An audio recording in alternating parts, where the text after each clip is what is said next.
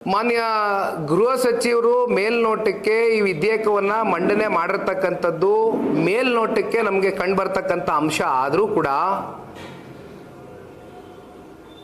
ಬಹುಶಃ ಈ ಒಂದು ಬಿಲ್ಲಿನ ಡ್ರಾಫ್ಟ್ ಇವತ್ತು ನಾವೇನು ಓದ್ತಾ ಇದ್ದೇವೆ ನಿಮ್ಮ ಮುಂದೆ,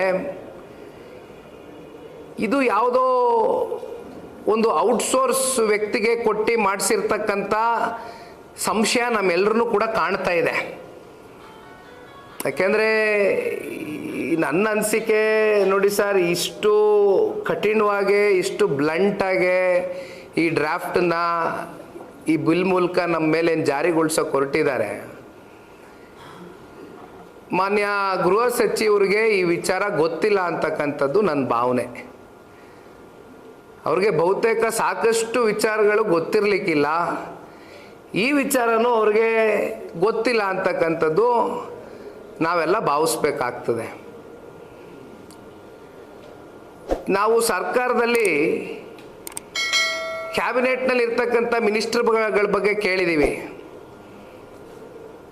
ಆದರೆ ಮಿನಿಸ್ಟರ್ ಆಫ್ ಕ್ಯಾಬಿನೆಟ್ ಒಬ್ರು ಇದ್ದಾರೆ ಇದರಲ್ಲಿ.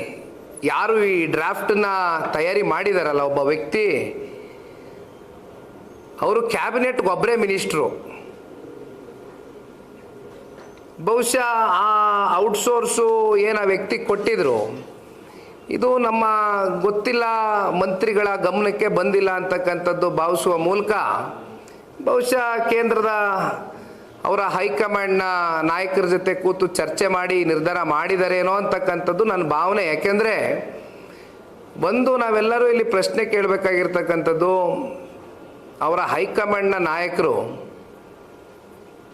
ಯಾವುದೋ ಒಂದು ಯಾತ್ರೆ ಮಾಡಿದರು, ಇಡೀ ದೇಶವ್ಯಾಪ್ತಿ ಓಡಾಡಿದರು. ಓಡಾಡಬೇಕಾದ್ರೆ ಕೈಯಲ್ಲಿ ಡಾಕ್ಟರ್ BR ಅಂಬೇಡ್ಕರ್ ಅವರು ಬರೆದಿರ್ತಕ್ಕಂಥ ನಮ್ಮ ಸಂವಿಧಾನ, ನಮ್ಮ ಕಾನ್ಸ್ಟಿಟ್ಯೂಷನಲ್ ಬುಕ್ಕು ಕೈನಲ್ಲಿ ಇಟ್ಕೊಂಡು ಓಡಾಡಿದರು ದೇಶ ಎಲ್ಲ. ಆದರೆ ನನಗೆ ಒಂದು ಅರ್ಥ ಆಗದೆ ಇರ್ತಕ್ಕಂಥ ವಿಚಾರ, ಶಾಲೆಯಲ್ಲಿ ನಾವೆಲ್ಲ ಓದಿದ್ದೀವಿ. ಈಗ freedom of speech, freedom of expression ಬಗ್ಗೆ ನಾನೇನು ಮಾತಾಡಿದೆ ಪ್ರಾರಂಭದಲ್ಲಿ, ಶಾಲೆಗಳಲ್ಲೇ ಓದಿದ್ದೀವಿ. ಆರ್ಟಿಕಲ್ 19 ನಾವೇನು ಎಲ್ಲರೂ ಹೋಗ್ಬಿಟ್ಟು ಏನು ಕಾನ್ಸ್ಟಿಟ್ಯೂಷನಲ್ ಬುಕ್ ಓದಿ ಅಂತ ನಾನು ಹೇಳ್ತಾ ಇಲ್ಲ.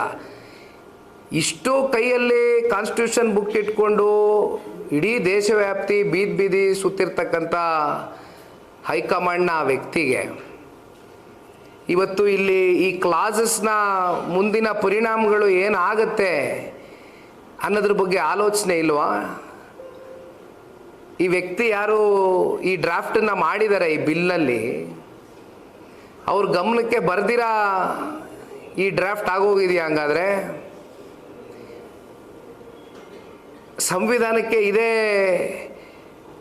ಗೌರವ ಕೊಡ್ತಾ ಇರೋದ ಇವತ್ತು ಹೈಕಮಾಂಡ್ನ ಗಾಂಧಿ ಕುಟುಂಬದ ಕುಡಿ?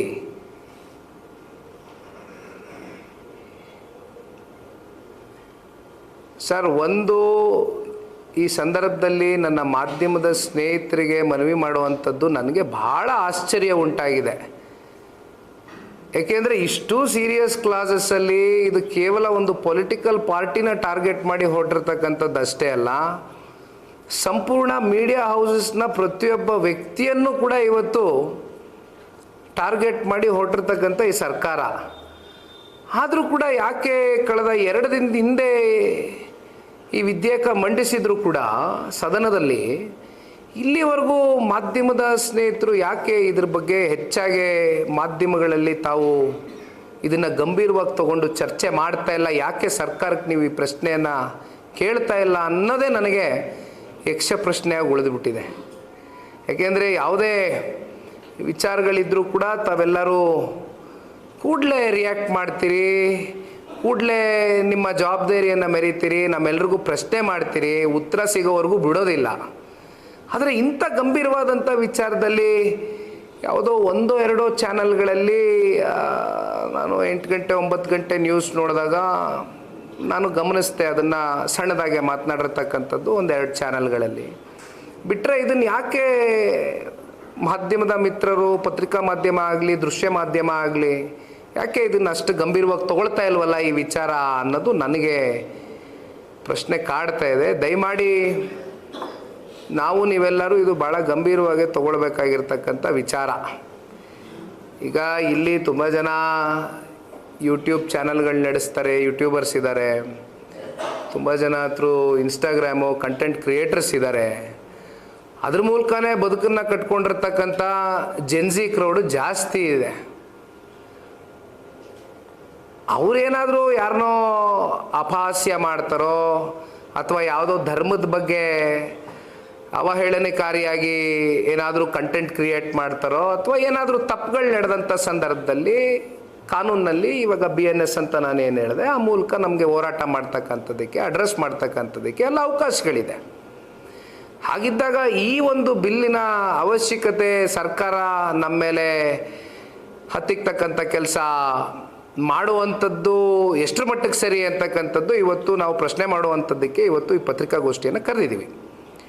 ಹಾಗಾಗಿ ಒಂದು ಮಾತು ನಾವು ಭಾಳ ಸ್ಪಷ್ಟವಾಗಿ ಹೇಳ್ತೇವೆ. ನಾನು ಹೇಳ್ತಾ ಇದ್ದೆ ನಿಮಗೆ, ಜಯಪ್ರಕಾಶ್ ನಾರಾಯಣರವರ ಹೆಸರಿನಲ್ಲೇ ಇವತ್ತು JP ಭವನ ಅಂತ ಏನು ಕಟ್ಟಿದ್ದೀವಿ, ಇಲ್ಲಿ ಕೂತ್ಕೊಂಡು ಪ್ರೆಸ್ ಅಡ್ರೆಸ್ ಮಾಡ್ತಾ ಇದ್ದೀವಿ.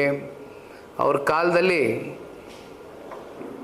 ಟೋಟಲ್ ರೆವಲ್ಯೂಷನ್ ತಗೊಂಡು ಬರ್ತಕ್ಕಂಥದ್ದಕ್ಕೆ ಕಾಂಗ್ರೆಸ್ನ ವಿರುದ್ಧವಾಗಿ ಹಲವಾರು ಜನ ನಾಯಕರುಗಳು ದಿಟ್ಟವಾದಂಥ ಹೋರಾಟವನ್ನು, ಚಳುವಳಿಯನ್ನು ಏನು ಎತ್ಕೊಂಡ್ರು ಕೈಗೆ, ಅದೇ ರೀತಿ ಬಹುಶಃ ನಾವು ನೀವೆಲ್ಲರೂ ಸೇರಿ ಇವತ್ತು ಈ ರಾಜ್ಯ ಸರ್ಕಾರದ ವಿರುದ್ಧವಾಗಿ ಎತ್ಕೊಳ್ತಕ್ಕಂಥ ಒಂದು ದಿನಗಳು ಬಂದುಬಿಟ್ಟಿದೆ ಅಂತಕ್ಕಂಥದ್ದು ನನ್ನ ಒಂದು ಅನಿಸಿಕೆ. ಬಹುಶಃ ಕಾಂಗ್ರೆಸ್ನವ್ರಿಗೆ ಯಾವಾಗಲೂ ಒಬ್ಬರು ಮಾತಾಡ್ತಾ ಇರ್ತಾರೆ, ಈ ದೇಶದ ಇತಿಹಾಸ ಕಾಂಗ್ರೆಸ್ನ ಇತಿಹಾಸ ಅಂತ ಅದ್ಯಾರೋ ಮಾತಾಡ್ತಾ ಇರ್ತಾರೆ ಯಾವಾಗಲೂ. ಅವರು ಇತಿಹಾಸ ಅರ್ಥಕೊಂಡ್ರೆ ಏನು ಎಮರ್ಜೆನ್ಸಿ 1975 ಆದ ನಂತರ ಎಲ್ಲರನ್ನೂ ಹೋಲ್ಸೇಲಾಗಿ ಜೈಲಲ್ಲಿ ಹಾಕಿದ್ರು, ಜರ್ನಲಿಸ್ಟ್ಗಳಿಂದ ಹಿಡಿದು ಪೊಲಿಟಿಕಲ್ ಪಾರ್ಟೀಸ್ ನಾಯಕರಿಂದ ಹಿಡಿದು. ಆಮೇಲೆ ಬಂದಂಥ ಚುನಾವಣೆಯಲ್ಲಿ ಮೊದಲನೇ ವ್ಯಕ್ತಿಯೊಬ್ಬ ನಾನ್ ಕಾಂಗ್ರೆಸ್ಸಿಗ ಪ್ರಧಾನಮಂತ್ರಿಗಳಾಗಿದ್ದು ಈ ದೇಶದ ಇತಿಹಾಸ, ಮೊರಾರ್ಜಿ ದೇಸಾಯಿ ಅವರು.